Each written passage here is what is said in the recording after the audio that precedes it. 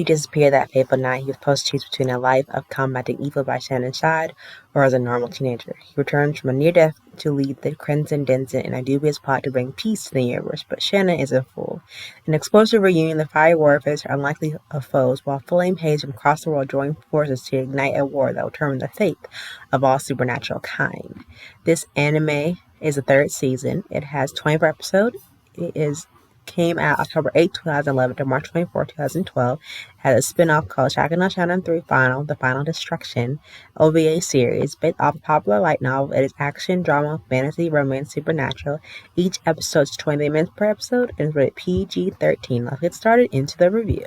This is the final third season of the Shakugan Shana series, and boy, have I been on a wild ride with this series because I thoroughly enjoyed this series when I had got into it. And, being that this is the last season, and also being the fact that it's based on a popular light novel, there are going to be some slight differences between the book and the anime adaptation. I will say that. But starting off with some plot, Yuji disappears when he had a choice whether to stay by Shana's side or forget his memory of her and the world that he's known for the past 2 seasons and become a normal teenager.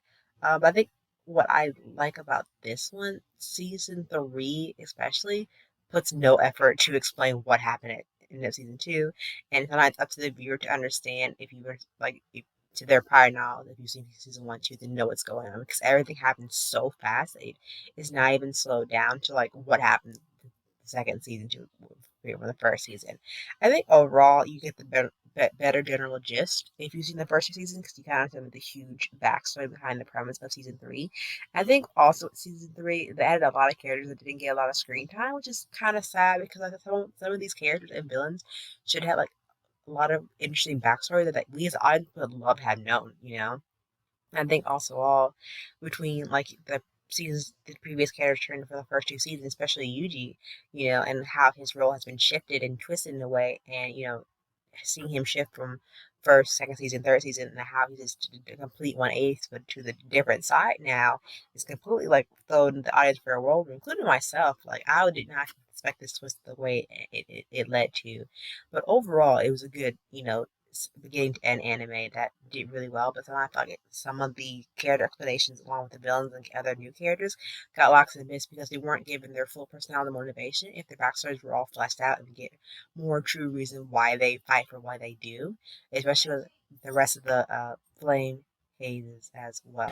Another thing that I like to point out is I like the animation and the art style. It's still on the same still good parring and good visualization for the first and second season.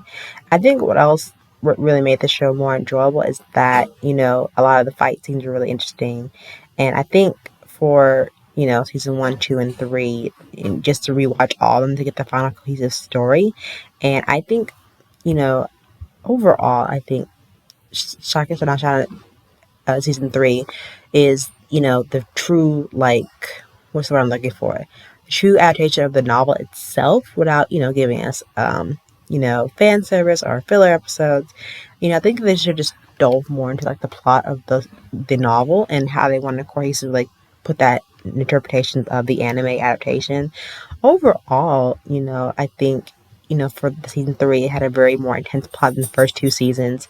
I think also with Shana in the interesting creatures that we're introduced to and the transformations, and all along with the new monsters and buildings and the other flame haze that come into the picture, and all these villains and all these plots and the motivation of these villains that I did good turn.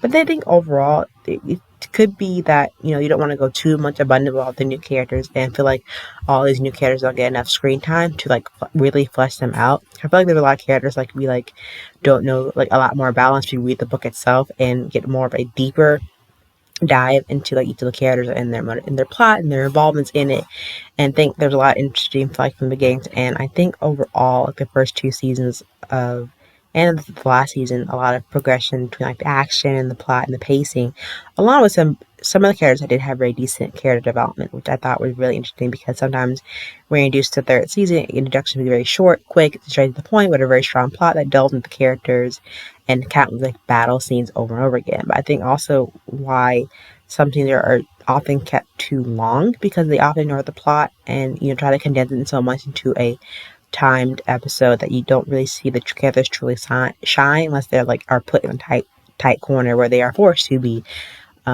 plunge into a fight scene. But I think overall, like, the way the storyline was delivered to the audience and the story it wanted to tell is like whose side you gotta pick and who are you like truly rooting for in the end of this season. But overall, I think Shakugan season 3 did a good job trying to explain it, even if they were, at a difficult time crunch for the end of the episode. But I think they did a really good job. Check it out for yourself and let me know what you think. But until then, see you soon. Bye.